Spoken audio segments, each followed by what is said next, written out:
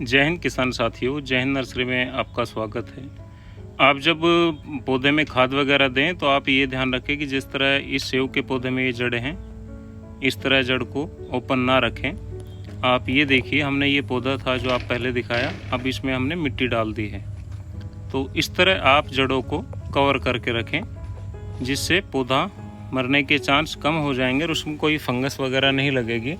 अन्यथा आप किसी बच्चे ने या आपने उसकी ऊपर जड़ें देखकर काट दिया तो पौधा मर सकता है। तो किसान साथियों, अब हम इसमें जो आप ये देख पा रहे हैं, ये सफाई कर रहे हैं बाग की, और ये हमारे मदर प्लांट है हमारी नर्सरी के, और इसमें हम अब खाद देने की तैयारी कर रहे हैं। ये चीकू का पौधा है 2 साल का, और इसमें फ्लावरिंग हो रही है और हम इसमें नए पौधे भी तैयार कर रहे हैं गुट्टी विधि से। आगे जो आप देखेंगे, ये देखिए, इसमें हमने गुट्टी बांधी है तो कुछ में अब जड़ें आने लग गई है। तो किसान साथियों, बरसात का आप भी लाभ उठा सकते हैं। ये जो आप देख रहे हैं छोटे पौधे हैं, ये डायना अंजीर के हैं, और ब्लैक स्टिम भी लगा रखी है, और भी कई वैरायटी हैं, और इसमें हमने हर वैरायटी के कुछ कुछ पौधे लगा रखे हैं। ये पावर टिलर है होंडा का, और ये छोटे बागवान है जो 1 एकड़ तक के, उनके लिए बहुत अच्छा है। और ये देखो, हमने ये पूरी सफाई करने के बाद इसमें एक छोटा सा बेड बना दिया हमने, करीब 2 फीट चौड़ा है और आधा फीट ऊंचा है, जिससे पानी का भराव ना हो, और पानी हो तो साइडों से निकल जाए आगे। ये हम जो तैयारी कर रहे हैं, ये हम खाद देने की तैयारी कर रहे हैं कि हर पौधे में अब इसमें हम खाद अच्छे से दे सकें। तो ये जो लग रहे हैं, ये टिश्यू कल्चर के सेव के पौधे हैं। इधर ये सीडलिंग पे ग्राफ्ट 1 साल पुराने अन्ना और डोरसेट गोल्डन के पौधे हैं। तो आपने देखा कि हमने इस तरह के ये जो बारिश से ख़राब हो गए थे बेड, दोबारा बना दिए हैं। वो जानकारी दे रहा हूँ कि हम पौधे में खाद किस प्रकार दें। तो ये देखिए, ये अमरूद के पौधे हैं, और हमने इसमें ये ड्रिप लगा रखी है। पहले हमने इसमें गोबर की खाद इसमें मिक्स कर दिया है, और अब इस पे हम जो केमिकल खाद है वो देंगे, इसके ऊपर छिड़क देंगे चारों तरफ डालकर, और फिर इसकी गुड़ाई करके, और फिर हम इसमें पानी देंगे। ये संतरा का पौधा है, जो इसमें संतरा लगी हुई है, ये देखिए, खासी संतरा है ये कोंकण लेमन है। तो हमने इन सभी में, इधर ये ताइवान पिंक है, इनमें फ्रूटिंग चल रही है।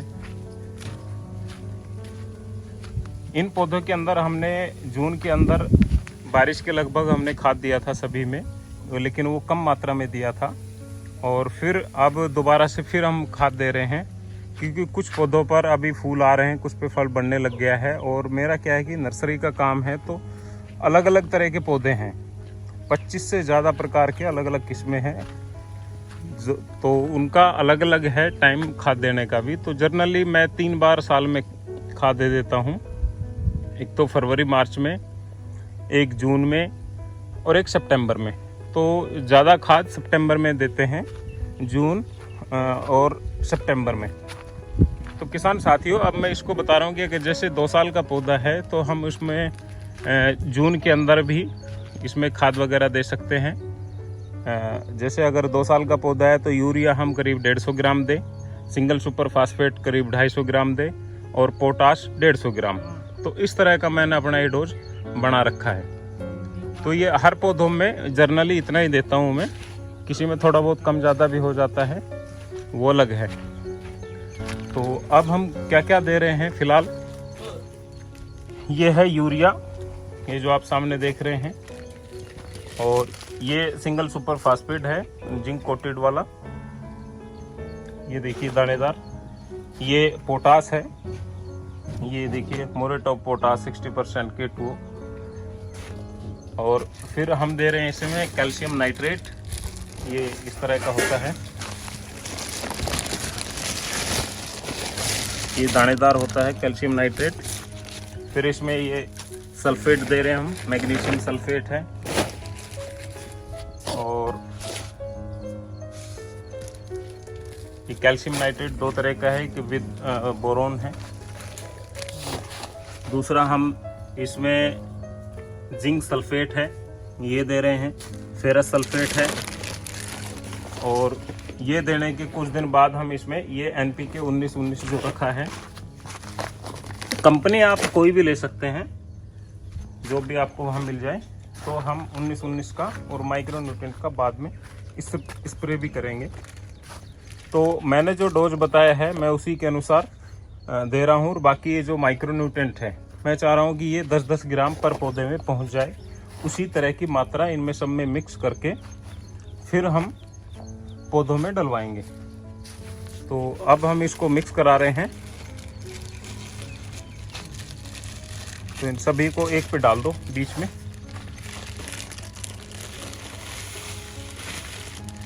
तो किसान साथियों ने सबको मिक्स कराकर और फिर हम दें।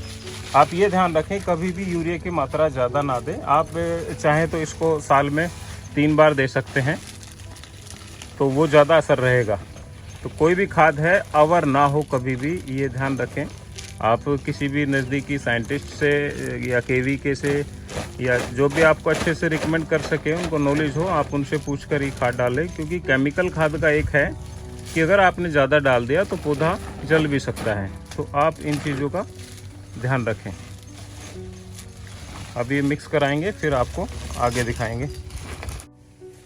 तो ये किसान साथियों, ये मिक्स कर दिया है, ये देखिए। अब हम पौधे के अनुसार इसकी डोज बनाएंगे और सभी पौधों में देंगे।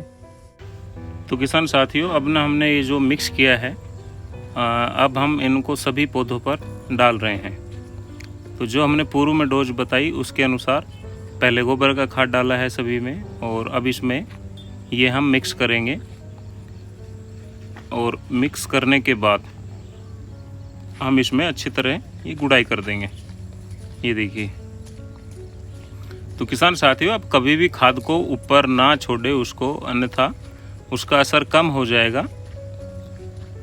आप इसमें जब भी खाद डालें हल्की सी 2-3 इंच की गुड़ाई कर दें।